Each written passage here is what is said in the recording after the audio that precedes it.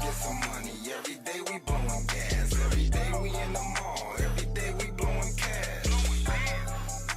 I do this every day. Every day I do this shit. It's just an ordinary day. Every day I get some money. Every day we blowing gas. Every day we in the mall. Every day we blowing cash. I do this every day. Every day I do this shit. It's just an ordinary day. Hey yo, what up? It's your boy Face from Flight School TV. I'm still in NYC, you know, with my man Falso. Good, my brother. Appreciate Man, you. and if you don't know who this man is, he the man behind some of y'all favorite designs, some of y'all favorite clothes that y'all wearing all around the world right now, especially in Chicago. You know how we coming, man. We always been a supporter of Vie Riche. You feel me? You know what I'm saying? A lot of people, for a long time, I was thinking that the name was Vie Riche. Yeah, you know what I'm saying? We get that a lot. Yeah, but it's really pronounced what? I mean, the real pronunciation is Vie Riche, which is French. But you know, we from New York. We don't got that accent, so it's Vie Riche. Oh, okay. And then, but I've heard Vie Riche, Vie Rich. I've heard it all.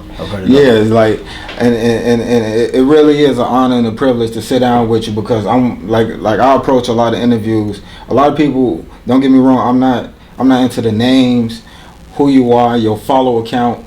If I genuinely like what you're doing, those are people I want to sit down with, and that's why I'm glad to sit down with you, because I've been a supporter before I even knew who you were. Appreciate that. And shout out to Frost for the alley-oop, man. Frost Originals, make sure you look him up. That's big bro. Yeah, for real.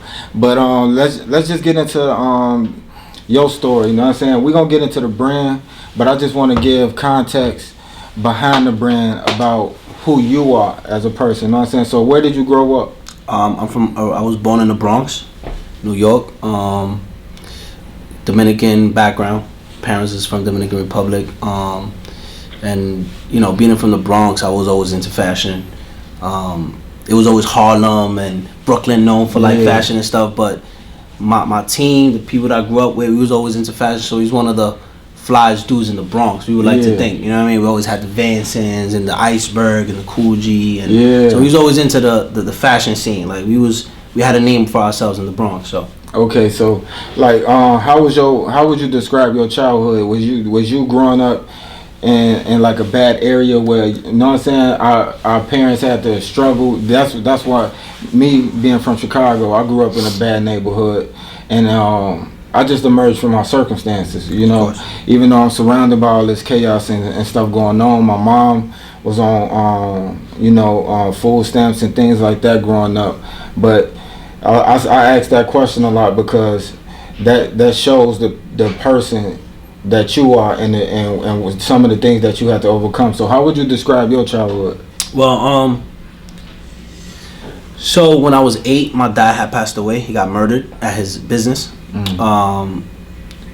So I have a few memories of him before that, and he was like a loving father. We would go jogging on Sundays, and he would I remember one time he was jogging. I was scared of dogs. I never had a pet, right? So I see a dog and I tighten up. And he was like, "Man up, like, ain't, you know, dogs smell fear, like, you know." So I remember my dad being like loving but strict, in a sense of like trying to man me up. And then one day I woke up, was in the house with my mother, and his business, we could see it from my building, from the window, and we remember seeing mad cop cars and stuff, and ambulances and stuff.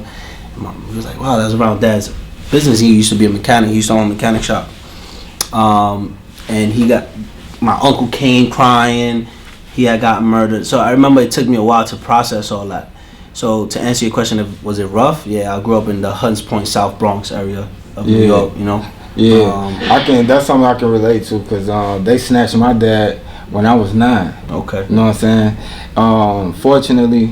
Unfortunately, he only incarcerated, so I can still go see him and talk to him. Hours. So I can relate, but then I can't. You feel me? Right. But just continuing on, so we don't linger on in that moment. You feel me? Yeah. But just to continue on, like so growing up, it seemed like you was raised by your OG, your moms. Yeah, that's a fact. So I was the oldest in my household as far as siblings.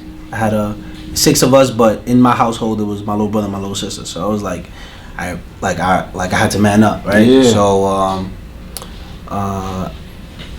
yeah, I grew up in the South Bronx, and I started selling drugs early. Started selling drugs early, real early in my age. Which is not an unusual thing, which people got to understand that coming from the areas that we from, Fact.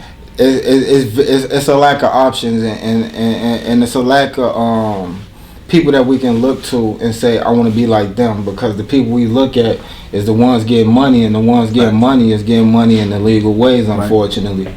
But I'm just saying that, so when people watch this, they be like, wow, he was this. But you got to understand, Jay-Z was also one of those guys, and look what he became to be, you know. Oh no, yeah, for sure. I mean, like I said, I started selling drugs early, you know, it's no secret. But then, you know, I remember saving my money, still going to school,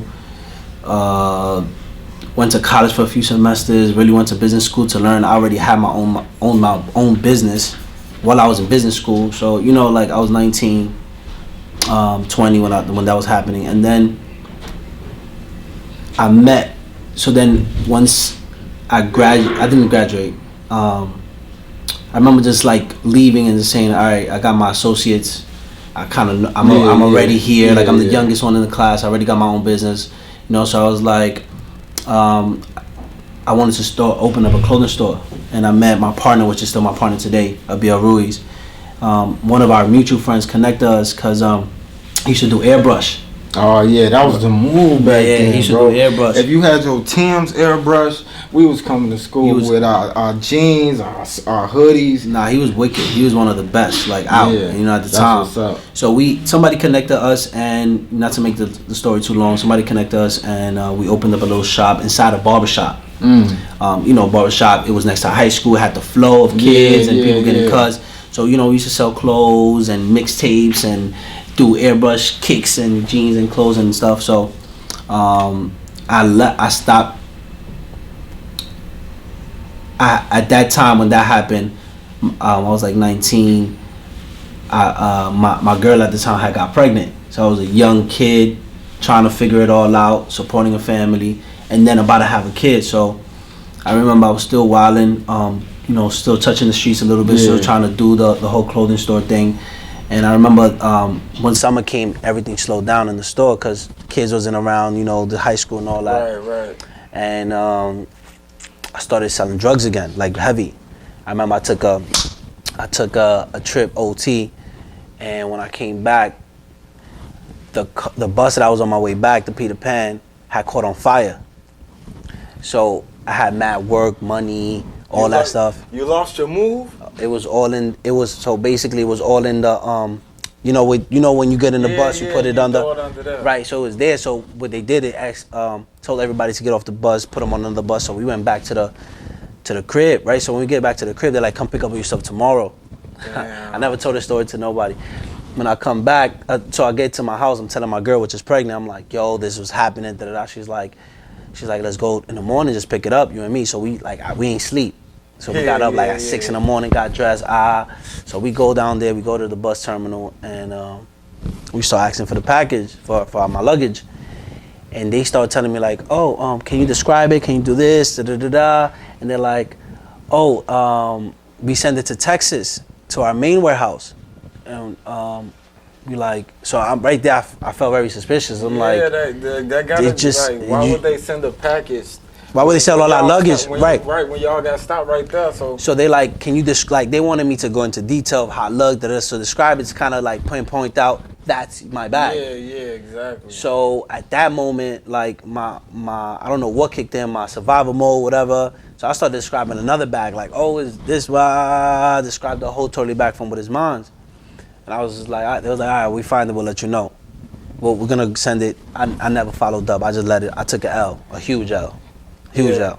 So recover, like that had to be a heavy L, man. Oh no, it was bad. Yeah, so like having that setback, how did you continue with what you wanted to do?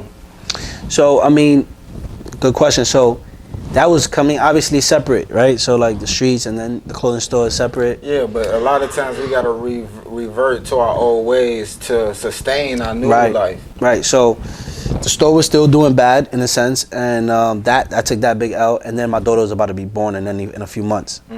So I remember going back to the streets and just getting more work and trying to pay it off and blah blah blah. But really, I remember, and at that point, I think I had gotten my own block. I didn't have to go OT no more. I was trying to get it done right there. I remember, and then fast forward, I remember the morning, it was like 5 a.m, my BM's water broke, right? And I was so into getting money. I sent in a cab to the hospital by herself because I had to go open up, right? So like, you know how it is, the morning shift, right? So I'm like, nah, I gotta go open up the block, send in a cab. And fortunately, I was able to get back to the hospital before she gave birth to my daughter, right? Beautiful thing.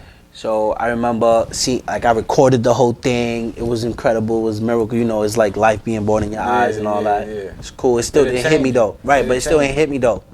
It was like I was seeing it, but it hit me. You wasn't completely in that moment like that. Right. So I remember like an hour later, we're in her room. She's recovering. Not an hour. I don't remember how long, but we're in the room. And she's there, we talking, and they finally bring us my daughter.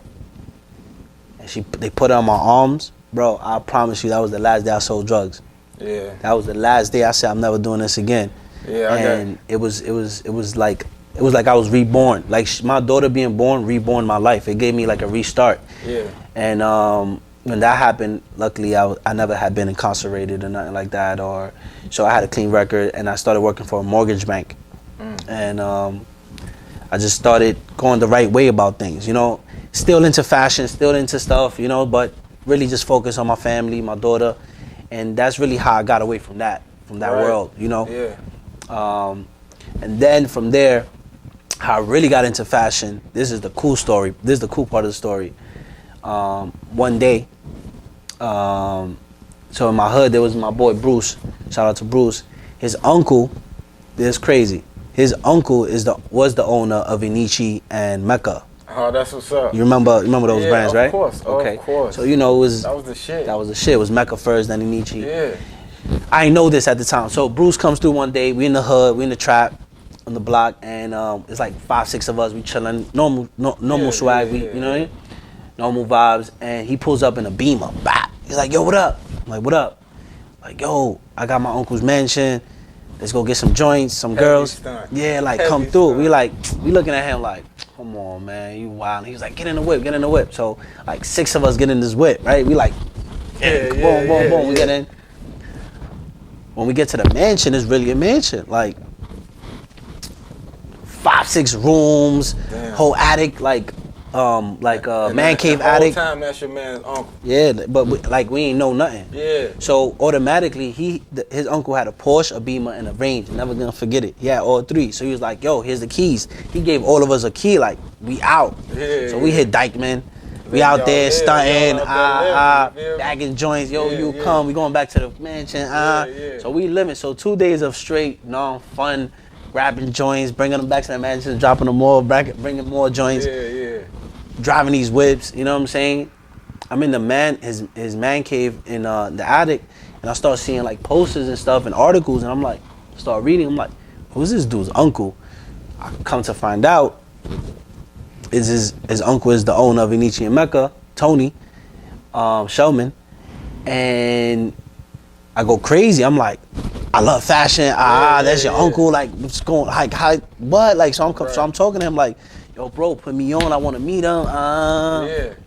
He's like, yo, my uncle don't meet just people. Like, that's not his thing. Like, you gotta come at him correct. Like, he's a big deal. Right. Like, all right, cool. So, back at my office job, the Argent Mortgage. Shout out to Argent Mortgage. Back in the days, it was a mortgage bank. I had met this girl in there, Angie Peralta, and she knew how to design. Oh, okay. She know how. Like, I can't draw you stick figure. But you know what I mean? I got vision. Like, I know. Like, I'm one of them people that really believe like God got a plan for all of us. You feel me? And not to cut you off, but just listening to your story, I feel like each moment was leading up to where we at right now. That's but a fact. Go That's ahead a and big fact. continue though. You know what I'm saying? So she knew how to do the drawing. Right, so she part. knew how to draw. So I approached her like, look, I got this situation. I want to meet these people. I know these people. You know, you got a hummer style letter like, yo, I know these people in a great situation. Because you don't want to come in, know what I'm saying, looking green and motherfuckers don't take you serious that way. Right. So I tell her, yo, listen, I got these people I want to meet. But I gotta put my ideas on paper, and I know you know how to design. Let's get together. Let's figure it out. She's like, oh yeah, I'm with it. So I told her, yeah, I want to start a clothing line. Let's design it. So she's like, yeah.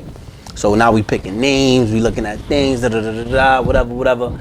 And the store we had deaded that already by this time, right? The one in the barbershop. Right, which was my partner at Biel. Right. Ruiz, he was the one that was airbrushing and stuff. So I hit him up because I know he's nasty with the designing. So I hit him up like, yo, I got this situation. Tell him same old deal. Yeah. And he's like, yeah, I'm with it. Let's meet up. When we meet up, I remember we meet up and he's telling me about this other kid. Like, yo, there's this kid I work with airbrushing on his time off. He's always designing. This shit is fire. This shit is lit. I'm like, for real? He's like, yo, we should just bring him on board because he already got all the stuff that you talking about. Like, all right, let's put a time frame to this because I'm trying to think, like, man, how old was you when all this stuff was going on? Damn, you know what it is? I'm horrible with dates, but like I was. Man, me too, bro. I was like 22. 20, right, yeah, like cool. 20, 21, 22, for sure. Cool. All right, I'm just trying to picture it in my mind, like, okay. Yeah, I'm like 21, how 22. old is you making these moves, know what I'm saying? Yeah, for sure. So, Okay. I'm like, you go to your man's and he's tell telling her about, you know what I'm saying? Right, So he said he got even somebody cold. Right. He's like, yo, my boy Danny, Peguero. I'm saying first and last names out here. You know what I'm saying? Making sure they get, so they get their props. Yeah, know what I'm saying, for real, because they might look up some of these people and that might lead to opportunities That's for a them, fact. man. That's all. That's what it's about. That's a fact. So, so he brings them on board the next day, and I see his shit. I'm like, oh my god, like you just saved us time. Like this shit is ill. Like I was impressed, and his skills is crazy. So we get together, us four. We pick a name. We ended up picking La Vie Clothing, which means the life in French. Oh, okay. We just like we rented a room in Angie's apartment, turned it into an office. So we all had day jobs, right? So we would all work till like 5, 6, come to the office from 6 to 2 in the morning just to go to sleep and do it all over again. For like, I'm gonna say for like, we did that for like 3-4 years. But in those 3-4 years, the first year, our goal was to meet Tony Shelman. Put it together somehow, have a presentation. Right. He was the end goal because you know if you got in good with him, there was opportunities would be open. You up and yeah, it was crazy. It was crazy. To the moon. So the crazy part is Bruce. So Bruce is the connect, right? Because you think about it, I'm like, Bruce, you need to connect me. So the crazy part is, I'm telling you, the world's crazy. My boy Bruce had disappeared. He had disappeared. Like he was going through his own problems emotionally. I don't know, financially.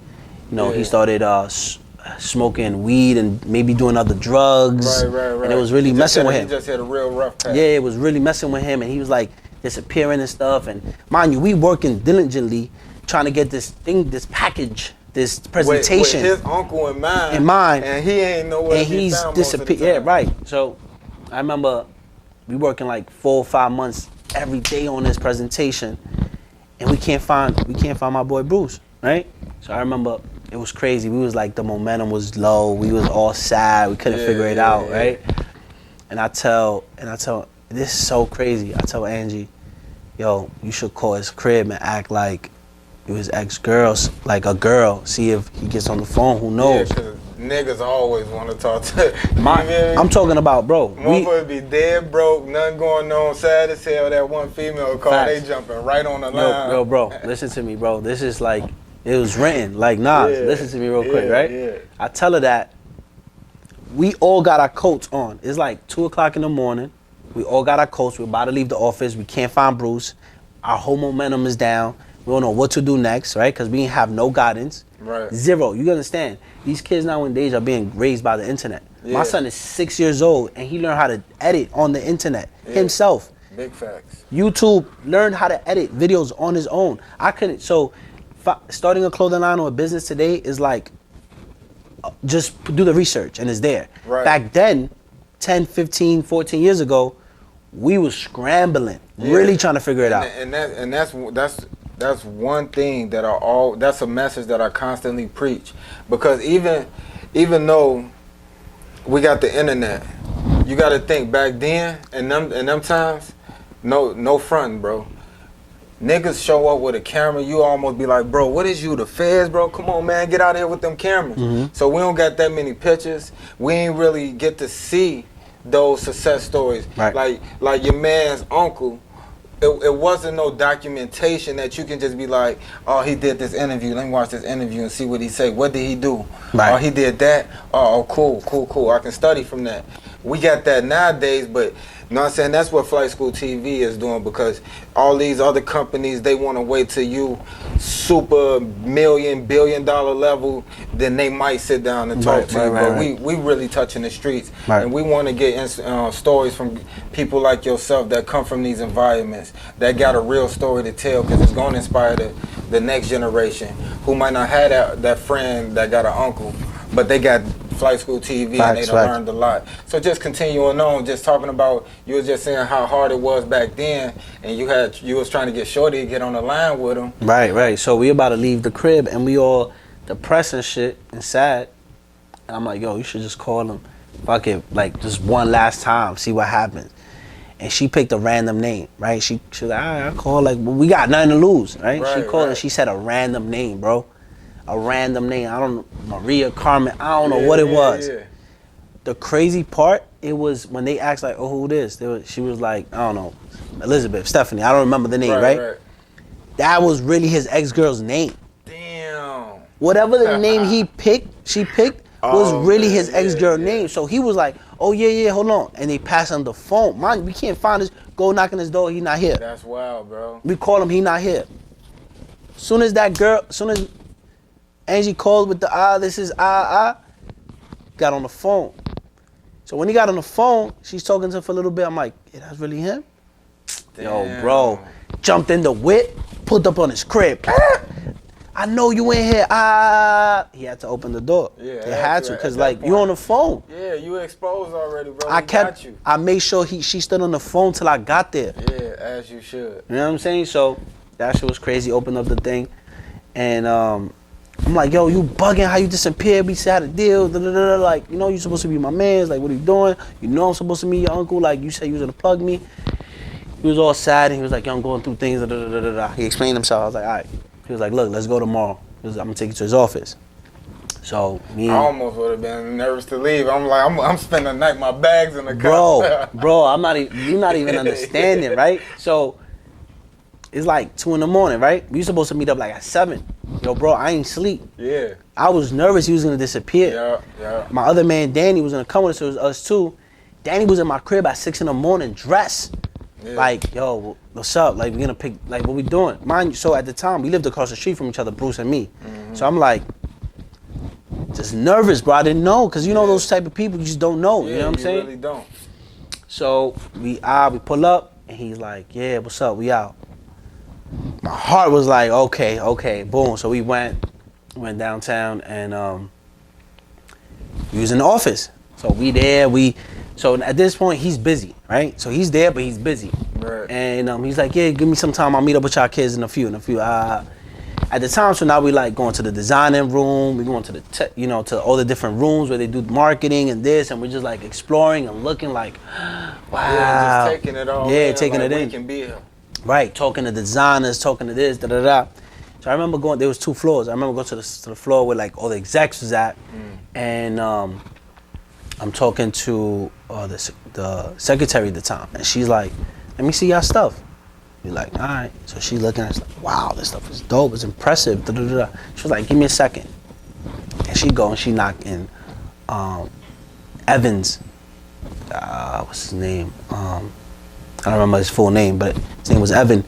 And he was Tony's partner at the time. I have no idea, right? Right. So he goes, because in my mind, we focus on Tony. Yeah, that's horse race, that's like, boom. So Evan comes out. He's like, "Oh man, whose stuff is this?" We like us. He's like, "Yo, this is amazing. This is dope." Like, So y'all went with like a lookbook. yeah, lookbook, portfolio, drawing. Y'all ain't have no No clothes, no nothing. Yeah. We just had a vision. Because y'all was coming and y'all couldn't scrape up that bread to come with samples. It wasn't even that. We didn't even know how to get samples. I'm talking about we ain't know nothing. Because that's before the internet. Right. And a lot of people don't realize how accessible the internet is making it. So if you broke in 2018, 2019, you really got to do some self-evaluation, man. There's money out here. All you got to do is look up ways to get it, man. And they're literally play by play. It ain't like the days we had growing up, man. That's a fact. We had to read back of magazines to find certain things. You know, it ain't as accessible. Take advantage of what y'all opportunities, That's man. a That's fact. one That's thing a I big want fact. y'all to know. But continuing on, so you actually met his partner. Right, so we don't know this yet, all right? So he come out, he's like, whose stuff is this impressive? We like, yeah, it's ours. He's like, what's up, when y'all want to meet? So we like, we brushed it off, bro. Brushed it off, like. Nah, because y'all ain't know who he was. Right. So we like, he's like, I don't know, we'll figure it out. We still like, Tony, where's Tony? Like, where's Tony at? You know what I mean? Yeah, so he was like, all right. He laughed us off too. He was like, all right, cool, no worries. Have a good day. Like, kind of like thing, you know what I mean? Yeah. Cool. Again, so we go back downstairs to the designing team, and we all talking, vibing. It's a good vibe. And one of the designer goes, yo, like, you still waiting for Tony? He was like, yeah, we still waiting for him. He's like, who should see this man? Evans. It was like, Evans, what do you mean? He was like, yeah, like, I was like, he's like tall, white guy. He's like, yeah. He was like, oh yeah, we seen him. He's like, and what he said? He was like, yeah, he tried to give us he wanted to come back and talk to him, but yeah, he was like, yo, he looked at me like he was like, bruh, that's the big dog. Yeah, like, that's Tony's big. Like, they're partners, but he's the one that cuts the checks. That's the plug. I was like, yo, our eyes was like, thought you blew it for a minute. Yo, bro, we ran upstairs. Excuse me, can you talk to us? He comes out. He started laughing. He was like, oh, you found out who I was? Oh, cool. He was like, he started laughing. He was a good person. Like, he knew. He was like, just, I don't know. He was just like laughing, and then like, it's all good, man. Don't worry about it. He was like, let's meet up. Like, bring your team. We set a date and all that. Yo, I was like, that's it, we made it. Like, in my mind, after that, I went back, we like celebrated, we met Evan, forget Tony at the time, like, yo, he set up a date for all of us to go see him. We was celebrating. It was an accomplishment. It was an accomplishment It for us. really was, because it like all that stuff that y'all was doing leading up to that moment, man, and for y'all to actually have that moment happen the way you would want it to happen. Right. Yeah, of course you're gonna celebrate. You know what I'm saying? So we did that, and now our next move was preparing for that meeting. With the team and everything. I don't remember. Again, I'm bad with dates and time, but I don't remember how long of time was like to the next. I don't know if it was next month or whatever, because the dude was busy. He was busy, like, so whatever. I don't know if it was a month or 2, 3. I don't remember. The point is that we was like preparing for this thing, making sure we look good for the meeting and everything's preparing, right? Yeah. So we finally go to this meeting, and I'm thinking, after this, I'm gonna be in a Ferrari. Like, I know we got heat. I know we got heat, boy. I'm telling you right now, like, we got heat. They're gonna fill us, they're gonna sign us. It's like a record deal. I'm like, I'm leaving with a Ferrari out this bitch. Like, it's crazy. Get your first advance. Yeah, send me that. Send that check. Like, you're about to get crazy. Necessary. So we go to the meeting, and it was the most great. Like, the dude brung us from up here to down here. He was like, I like that stuff. He was like, it was a tech pack. It was a design. It was I don't remember all the things he asked, but it was using all those technical terms that right, and people in fashion know. At the time, I was like, what? What is all of this? He started laughing. He was like, you have samples. You speak to China. Do you like how much? How many you trying to produce? Like, what was your plan? Like, we just like blank stares. Like, you just shorties from the neighborhood with a vision, with a vision and ideas. Right. So he really he brung one of the designer / tech packers into the meeting. He's like, this is Peter. you know, he does this, and we like just like, I felt not depressed, but it was Humbled. like, yeah, humbled. Like, damn, I really thought it was gonna be something like crazy, but he's talking to me in all these technical terms and teaching me all these things and bringing it to the light that it's like, you gotta go. it was like I thought that we had race in the tunnel, the light was right there, and then when like they pulled the curtains back, it was like 30 more 100 miles. Yeah, 100 more miles. It was like, damn. oh wow. So, Right. you know, I'm a smooth finesse, right? Yeah. So, I don't know if I should say this, but so I'm like, all right, cool. Because my talent was really putting together the people, like putting the vision together, like really trying to figure it all out, like. Which is an executor. Which is a talent in itself. Right. Because you got some people that sit behind that pen, they can draw their ass off and come up with cold ass designs. But if you put them in a room with people, they wouldn't even know how to conduct a conversation. That's a fact. That's a skill that you got. That's a fact. So, I hit up the female in the team, and I was like, yo, you should get Peter's number. Like, you should bag him. Like, you know, get his number. The tech design guy. Like, we need to bring him in house and kind of figure this all out from the inside out. You know what I'm saying? Like real quick. Yeah, let's figure this out from the inside out. Like, he's already inside, so it's like. So she was like, nah, you know. I was like, you're not doing nothing. This is not prostitution. I just need to bag him. Like, you know what I mean? So she was like, all right. So she got his number. They started talking, got cool.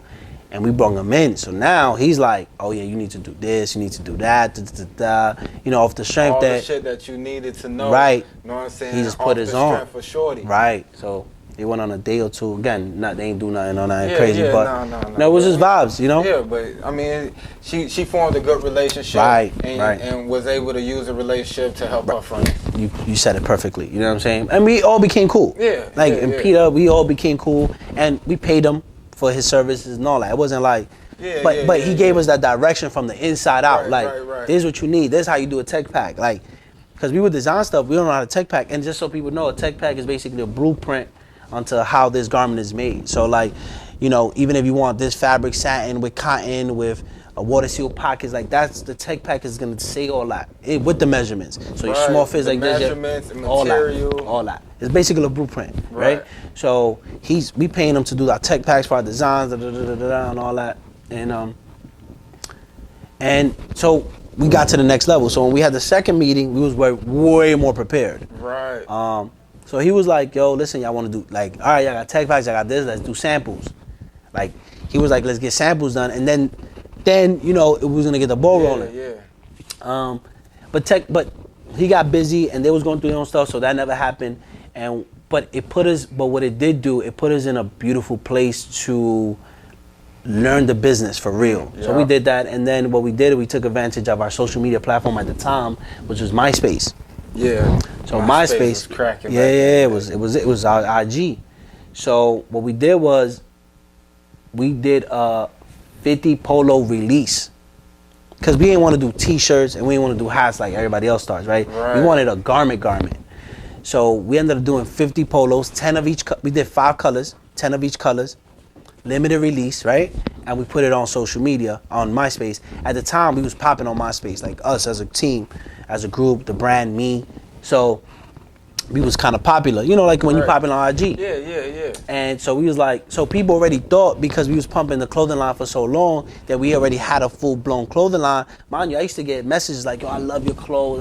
We never even put a garment out. Right. It was just the vibe. It was just what the swag, the sauce, you know what I'm saying? Yeah, but that's another gem for y'all to understand, man. Sometimes I believe it's a good way and a bad way to fake it till you make it. Now, don't be out here acting like this shit yours and it ain't wearing fake jewelry and all that. That's corny. But at the same time, when you trying to get seal a deal, man, do what you got to do, man. Facts. For real. Right. So I remember we put together this thing, and it was dope too. Like we did 5, like I said, 5 polos, 1 polo, 5 colors, 10 of each. Limited release, right? And we put it in a like a dope bakery box. So like even when you bought it, like we decorated it nice. Y'all thought process, man. It was crazy. See, not to cut you off, but just me listening to your story, it seemed like you and the people you surrounded yourself with was thinking so far ahead of the curve, because you wasn't thinking like, man, I just want to get some heat presses from Staples, and I want to just press an image up that says, you know what I'm saying, a picture of Jordan and press it on the shirt. You was more so, even back then, approaching it as, I want to get a full design out. I want to have like a full clothing label. Right. Like, you was really thinking big. Right. And that, man, that deserved to be saluted. The fact that you was at a young age thinking so big. Right. So we did it dope, and like we put it on MySpace, and it sold out in a week. Like, we was like, boom, sold out. It was hype, celebrating. And I remember then doing the same thing, but for girls. Like, cause girls kept hitting us up, like, we need to do that for girls. So we did the same thing, 50 polos, female version for female sizes. How the polos was? It was just like. I wish I had a picture so it could like zoom in like that. Yeah, I know, right? Real quick. Nah, it was. If you found one, I'm gonna make sure I'm gonna attach it to the interview. I'm gonna see if I find one of my partners have it. But it was basically a solid polo, and it had, at the time, the logo was an angel. It was like a silhouette. It was literally a silhouette of me. So they took a picture of me like standing like cool, and then they took literally a picture of me. They put it on Photoshop, silhouetted it, and then threw wings on it, and that became my logo. Like, I was the logo of our brand. I mean, shit, like Jerry West is the logo of the NBA. Right, exactly, literally just like that, right? So we, in the polo, it looked like, you know when you go on the screen when you're watching TV, and it used to go like this. Remember? And they like keep going up and down. Yeah. So basically, that's what the design was. It was like, I looked like I was coming from the bottom, and it was coming from, like, I was leaving on top and I was coming back on the bottom. So you see the feet here and my head here. Oh yeah. You understand what I'm saying? Like, literally, like, you see. That sound dope. And so that sold out quick. Oh, so the women's stuff sold out in an hour, in a day. It was gone. Like, that's soon as shocking, because I mean, I got 60-something interviews under my belt, and a common thing, like, man, everybody say, hey, don't get me wrong, women, we love y'all, but everybody will tell you, like, women do not like to spend money. No. See, there's a thing. Women do like to spend money. It's streetwear or urban wear.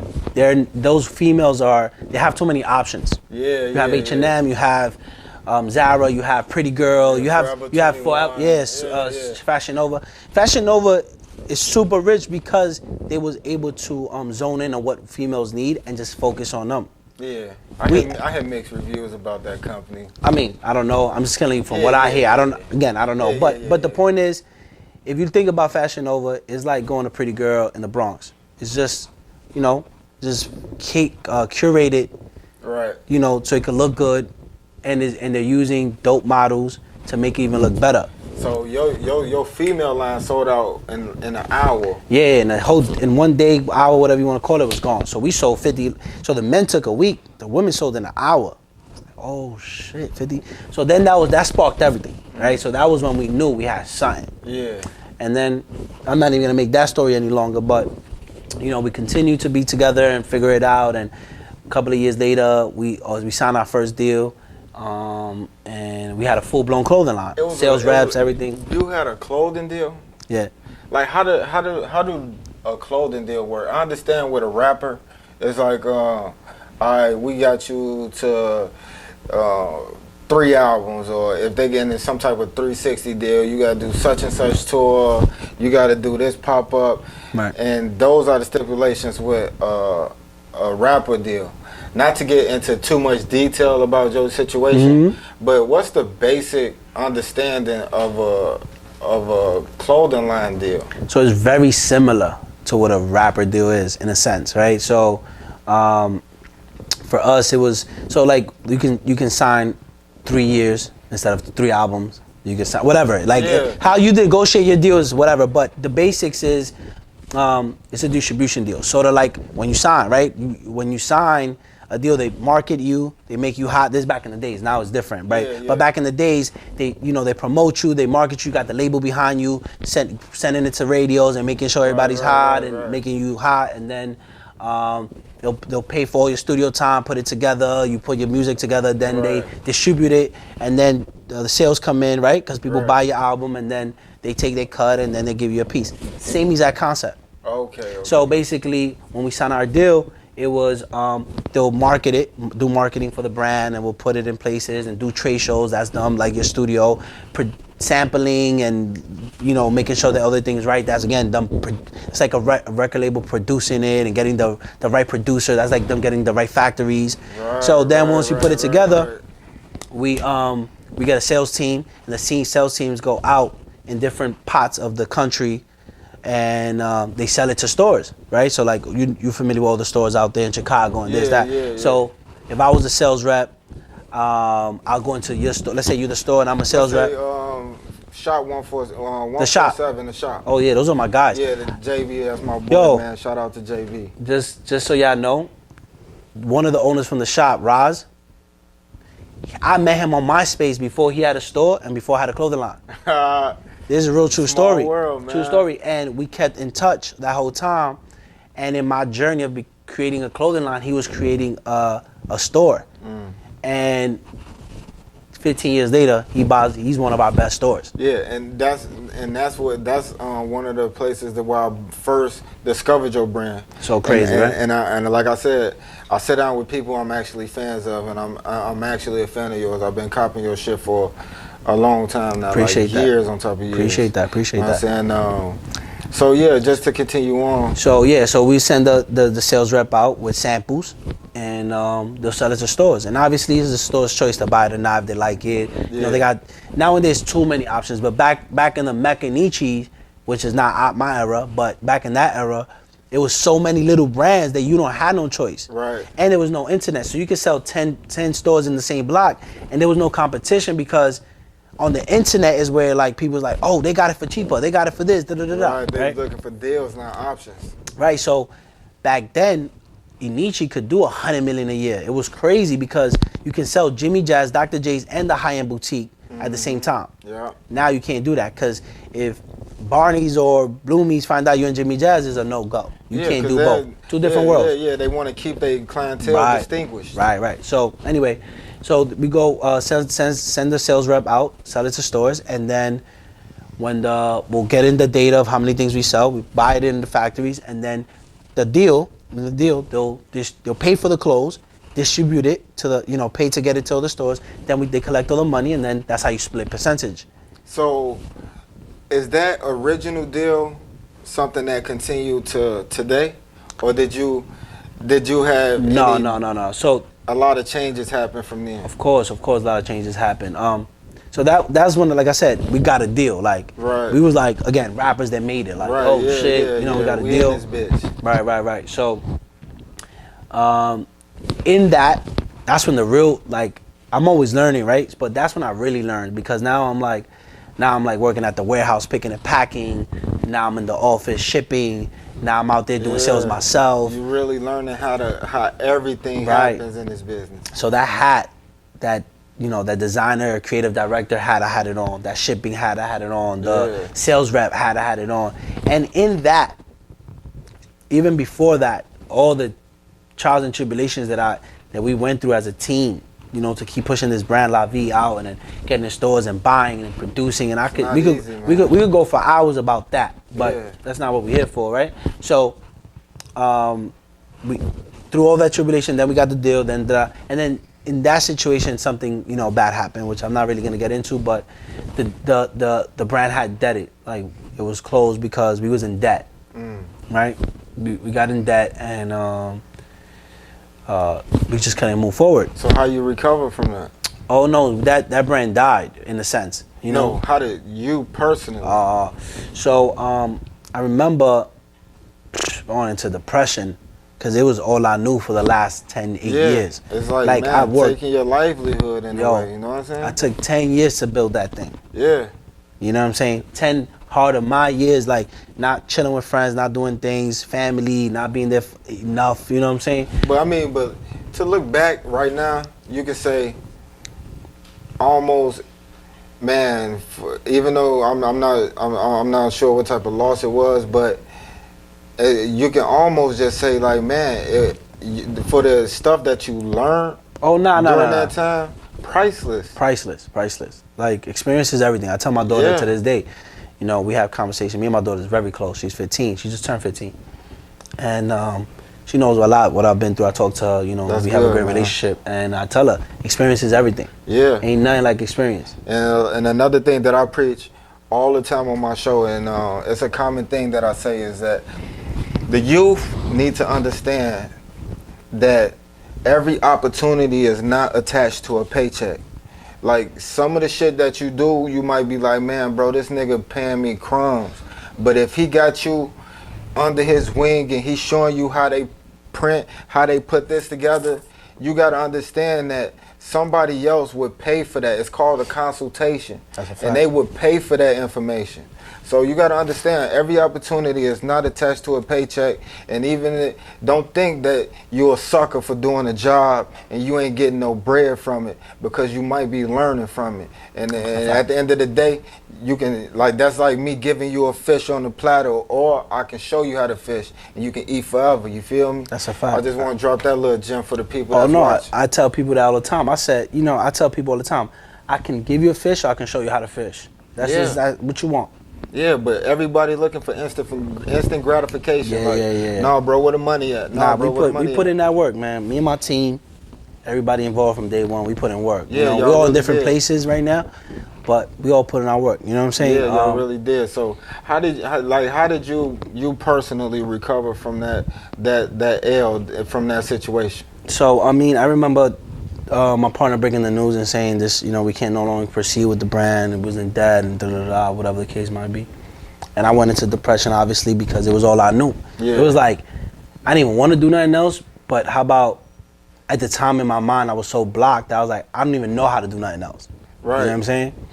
But I got a daughter to support. I already had a son at the time, I think. Yeah, ain't no time for no Yeah, excuses. it was crazy. So I ended up getting a job through Connect in Zara.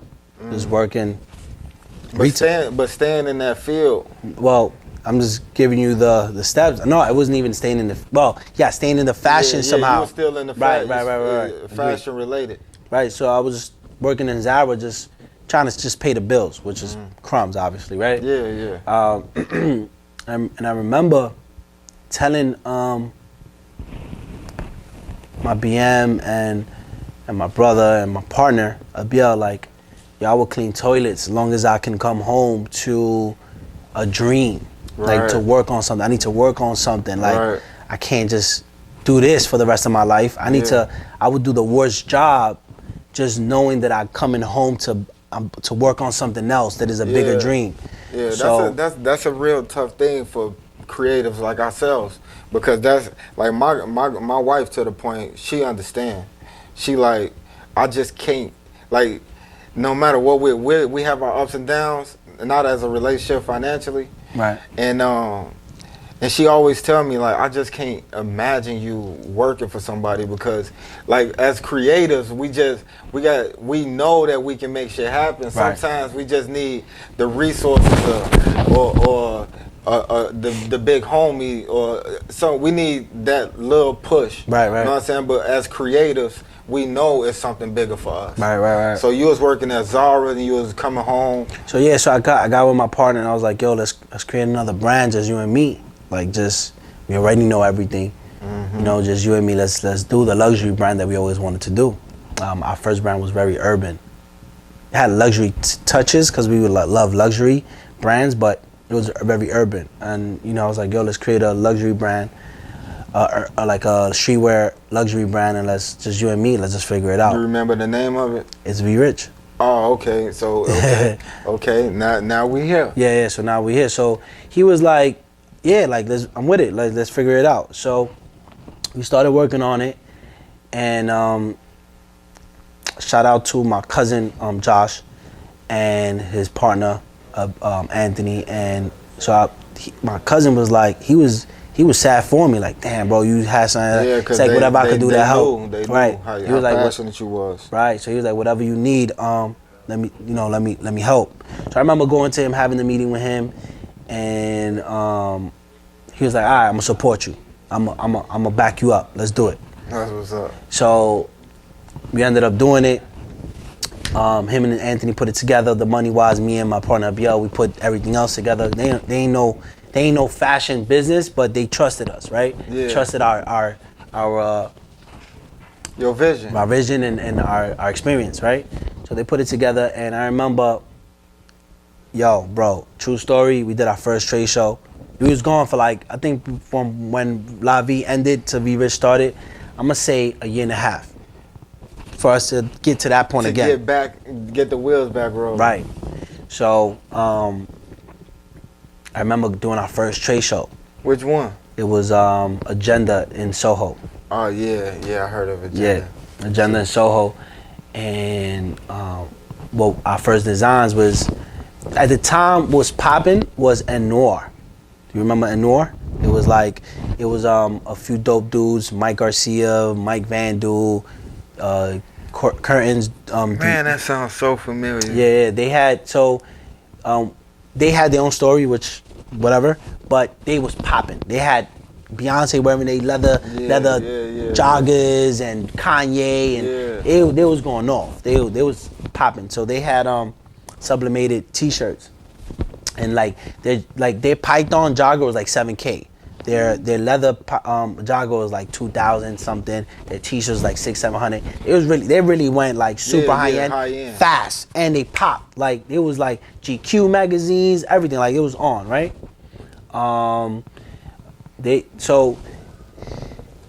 They started a wave, and like because of internet now, and this is what I need. Like I'm getting to that because of social media, and I think you touched on this in another interview.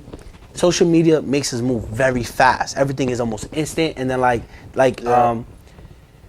so if I could be in Chicago, I could be in New York. You could be in China. Yeah. This dude could be in Europe. But if we have enough followers, we can shift culture in an instant. Right. If I have 2-3 million followers and everybody knows me for fashion, and I start wearing a big hat, everybody's gonna start wearing a big hat. It's like, oh, that's cool, he did it. Yeah. Again, Pharrell did it, right? So like, but with that, I feel like it's not. I can't really say responsibility, but I honestly feel like in those type of situations is when let's just say somebody from New York that might have been from your area or just in New York in general, and he's very familiar with you. You know what I'm saying? And he got a 300, 500K on Instagram, whatever. I feel like in those moments, it's important that we show our unity. You know what I'm saying? It's no reason to me. You know what I'm saying? This one of the things that really irritate me, and it don't make me mad. It's just one of them things that irritate me like a fly that just won't leave. You know what I'm saying? But when these people get their money, like they come up with us, then they get their money, then they want to wear this overseas brand, or they want to wear something from Paris or something from Japan or Chinese denim or something, which is cool every now and then. But at the same time, I feel like those people should be using a platform to put good people like yourself in place. You know what I'm saying? Like every other picture. You know what I'm saying? Hey, I got this Vie Riche on. You feel me? Yeah. You know, I hear you. That's how I honestly feel. But I mean, it's gonna take a lot of conversations and a lot of movement to get these people to understand where you invest your money at is very important. Because a lot of these people don't even want us in their clothes. You feel me? Yeah, that's a fact. Like, you know what I'm saying? These people, you rush to these stores and you'll drop all these bands, and these people will look at you like, thanks for your contribution, but I did not want to make that for you, and I don't want you wearing it. Yeah, that's crazy. You know what I'm saying? So I think that we need to take back that part of it. You know what I'm saying? Like, keep the money invested in people that we know and we believe in, and that's why hearing these type of stories is important. So the people that throwing some, you know what I'm saying, they know where they dollar going. It's going to a good person who been in this for a while, who grinded for this. You know what I'm saying? I hear you. Who look like us.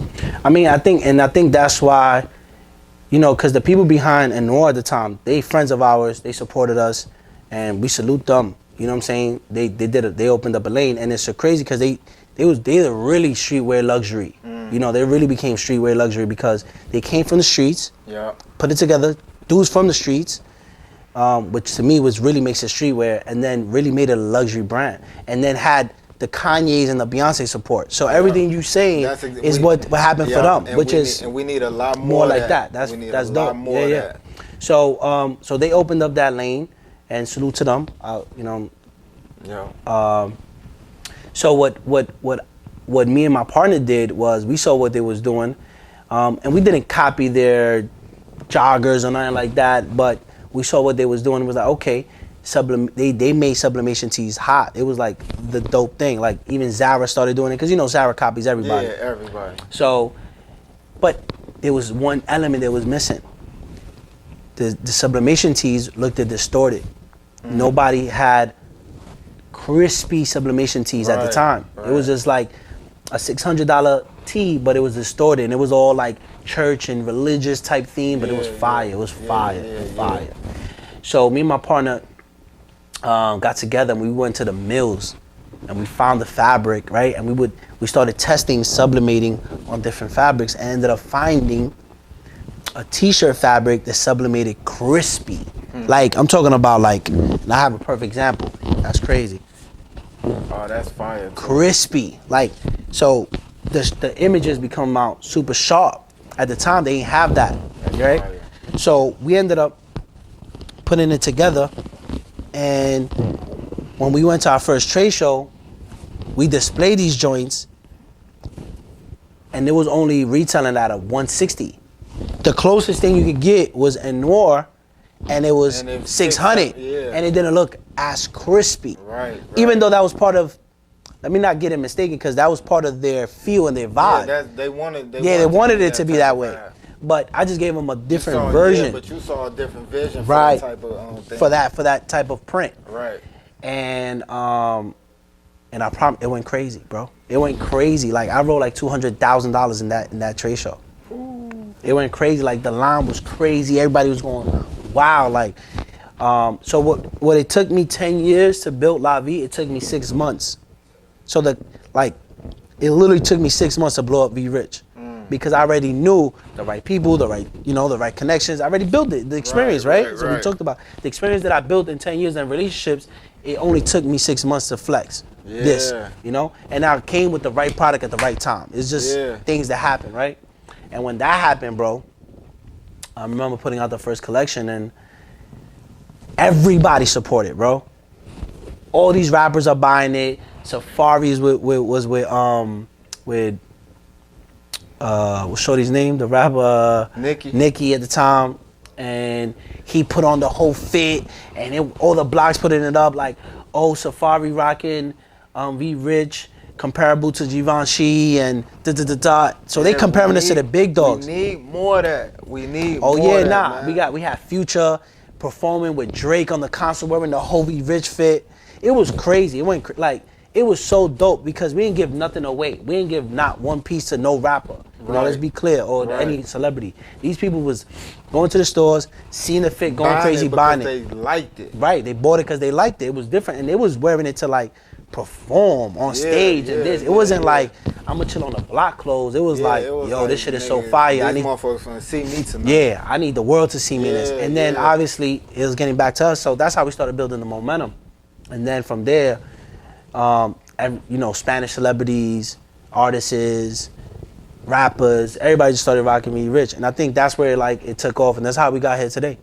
All right, so I got a few questions. The first question come to mind is what, and you can touch on it, you can choose not to, but it's just a question that I'm wondering. What made you go the route of I want Vie Riche and in stores across America, compared to I want people to come to me for this, and I'm gonna build the flagship store here, and they gonna come to me for this? That's actually a good question, because there's so many different aspects and perspectives on that, right? So for me, it was already what I was experiencing. It's what I knew. Like I knew from the previous brand how to sell to stores and get it out there and build a team. And again, it's back to like I told my daughter, it's all about experience. So my experiences in the past taught me how to through a brand like this, not a flagship store like a Johnny Cupcake or Supreme. That wasn't my experience. Right. If you ask those people, they're gonna tell you the experience was that. Like Supreme came from another brand.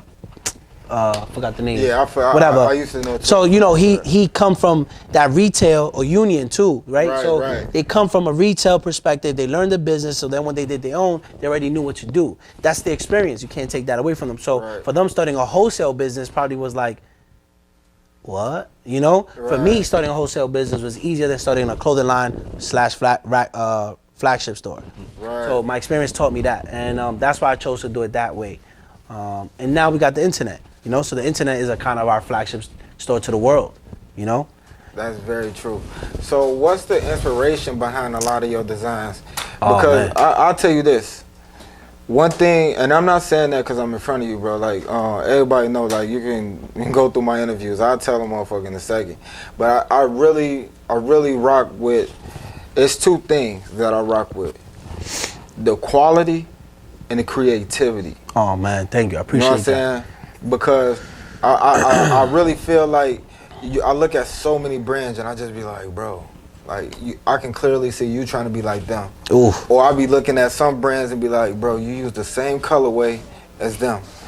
But really, when it comes to Vie Riche, it's like, I done seen so many different pieces and it stand in its own lane. Oh, man, I appreciate that. And like, you saying that to me right now makes it all worth it. Because let me tell you something. That's exactly what we strive for every single time we design a piece. And it's not even like a joke. Like, this is not a pre-interview, nothing. No. It's crazy because from the moment that we started designing and building Vie Riche, that was the goal. It's like, we got to be different from everybody. Yeah, and it's still to this day come across as that way to the trained eye. Because you got some people would be silly enough to be like, right, oh man, that's just another shirt with, nah, like, you gotta understand this material is different from this material, bro. Like, this material, like, you gotta understand the palettes that's it's next level, and the textures that you putting on your body. Yo, it's crazy because question is so dope, just because I've never ever got to explain that. And really, so to answer your question, the inspiration comes from everything, right? Like, everything inspires me. You know, I could see firefighters and I'll create a black, red, orangey feel that looks like, you know, and design it around, like, it could be, you know, I could travel to Japan and be like, yo, I'm gonna design things that make me so me and my partner, creatively, is what we do all day. Yeah. I throw him ideas, he throw them back, he designs it for me, this is what you do. And like, we're so in sync right now. It's like we use one brain. So I'm like, yo, bro, I got this idea for da-da-da-da-da. And he'd be like, I got you. Right? Like, I told him, and I said, yo, bro, I want to put a flamingo.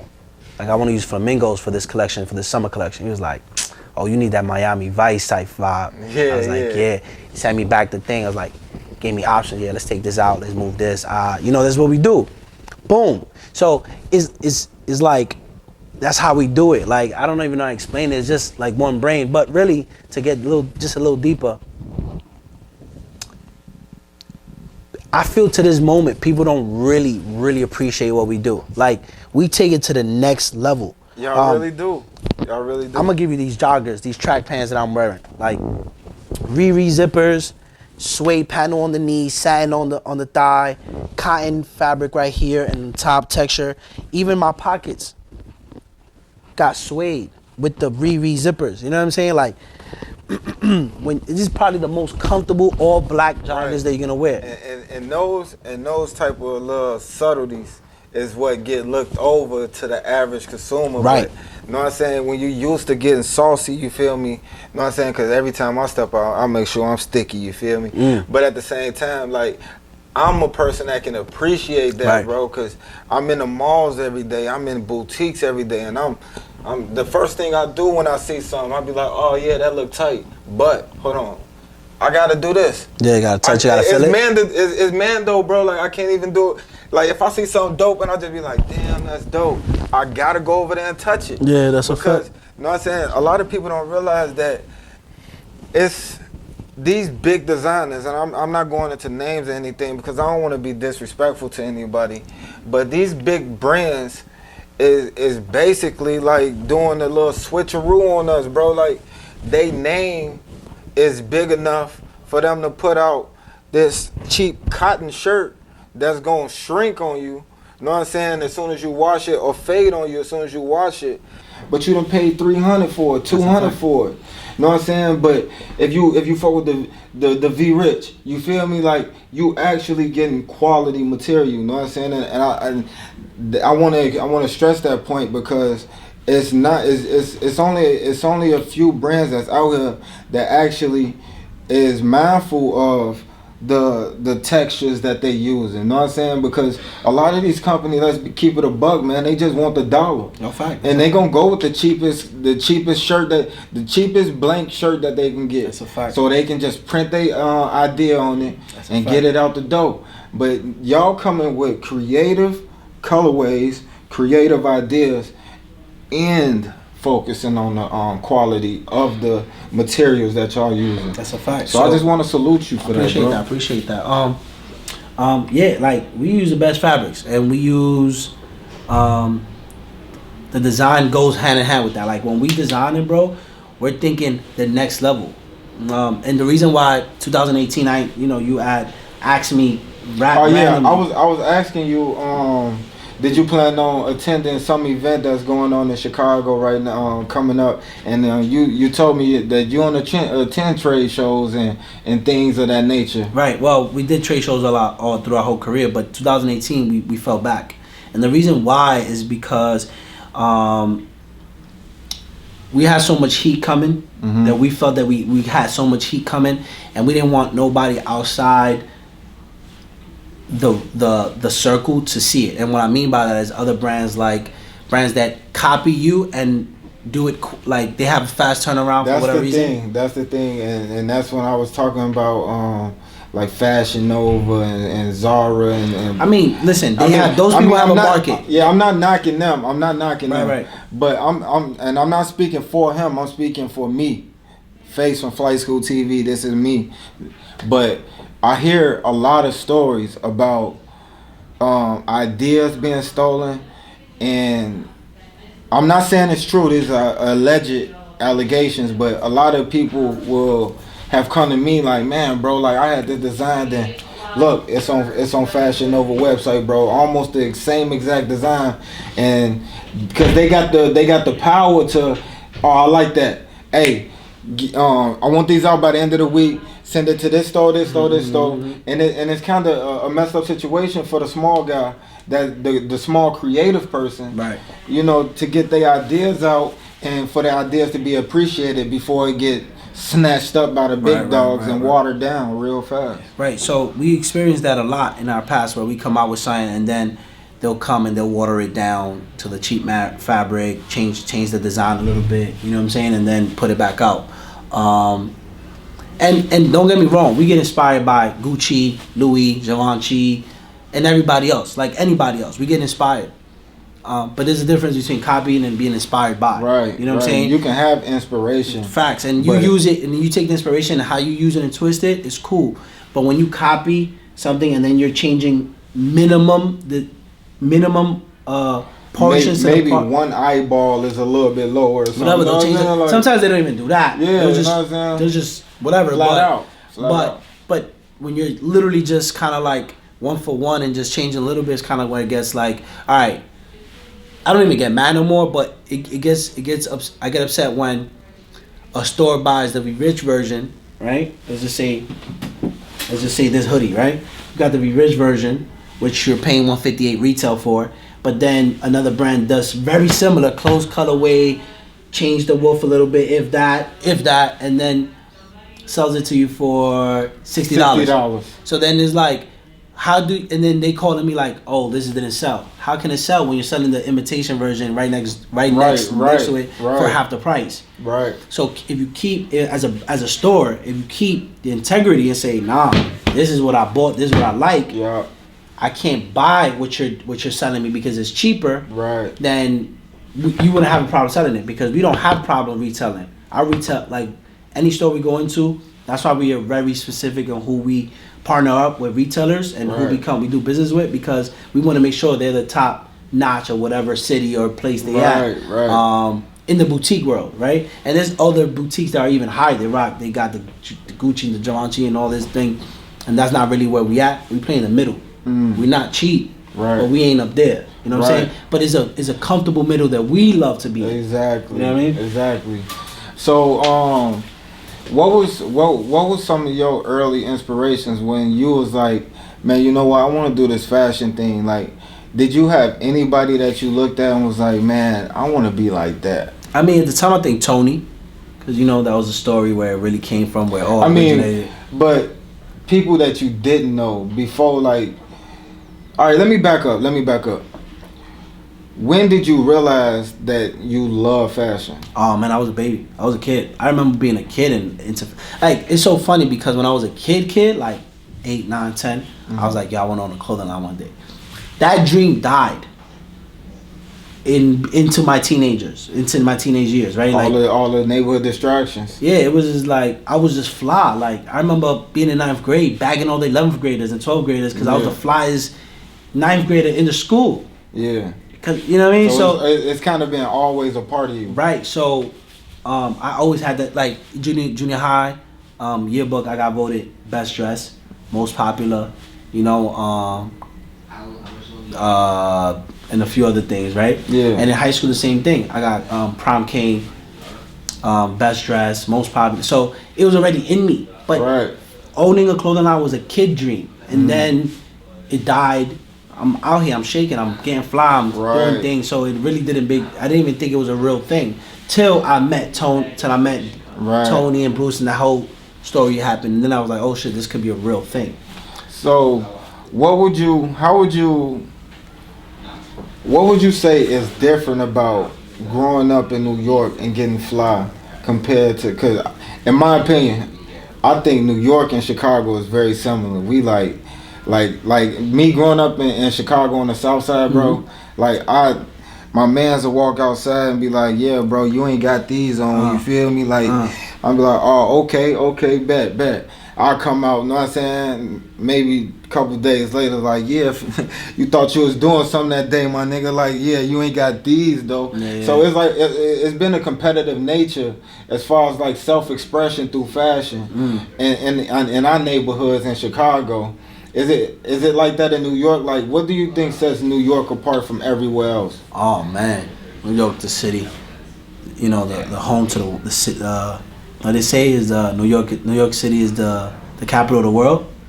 I mean, like, you know what it is? We're so fast paced. Like, I've traveled to LA, done business out there, China, and nobody moves like New York. We savages, bro. Like, if I got an idea at 6 o'clock in the morning, I'm trying to execute by 11 o'clock before noon. You know what I'm saying? Like, oh no, I'm calling people up. Yo, I got this idea. Like, we move and shake. I gotta go to the store. I gotta put in the order. You know what I mean? Like, we savages in that realm. And y'all gotta be, because it costs so much to live out here. Oh, that's a fact. God damn. Everywhere else, I feel is like slow. So I think when it comes to fashion perspective of it and everybody else, I think we're just trying to always be on top and because we're moving so fast, we're trying to be ahead of everybody. Yeah, the on city, the next like thing, the whole like, world. oh, nigga, you just wearing them, nigga, we been wearing them. Like, that shit out of style now, boy. Put that shit up. Yeah, so New York. I mean, but the thing is, to be honest, social media did all that. Yeah, because now it's like a mixture. And I was be from anywhere and be super fly. I did an interview just yesterday with Ron from Cult of Individuality, and we was talking about that, and we was talking about how it was a time where a person walking up the street, you can see him and be like, oh yeah, I know. Like in Chicago, we'd be like, oh yeah, fam, your buddy ass from out west, bro, you can tell. Oh yeah. Or we'd be like, if we downtown somewhere and two dudes crossing paths, be like, oh yeah, he from the South Side. I can tell he from Inglewood. You know what I'm saying? He dressed like them niggas. And even our way of talking and everything. But the way you express yourself was almost like a location identifier. That's a fact. Where people knew where you was from because the way you dressed, and now with social media, it's kind of like everybody look like everybody. Right. And how do you feel about that? I mean, I think it's dope to have individuality no matter where you're from. So, like, just because I'm from the South Bronx, you know, I gotta wear a Yankee and Tim's. You know what I'm saying? Like, that's the uniform, right? Like, oh, that's the New York uniform, whatever. But really, like, you should be able to express yourself. If you like baggy clothes, wear baggy clothes. If you like tight clothes, if you like wearing all black, just wear all black. Like, I feel like it's dope because it's letting us express our individuality. At the same time, it's taken away from that, right? So, like, but to me, it's okay. Like, you know what? To me, it's like everybody should just be their own, no matter where you at, no matter your location. Facts. And it is what it is. But at the same time, it takes away because as a brand, it takes away, but it also helps because now, if I'm in New York and you're in Chicago and you have no access to any Vie Riche or anything I'm wearing, even if it's something else, but you like, yo, I like how homie put that together right there. Niggas around here ain't dressing like that. I really like that, which was really what happened, how we all developed to where we are today. It's like, yo, I'm gonna go on the internet, I'm gonna search for that, I'm gonna buy that, and then I'm gonna look individual here. Yeah. And that's how we started kind of like mixing and merging into each other's taste and culture and swag and vibe and feel. You know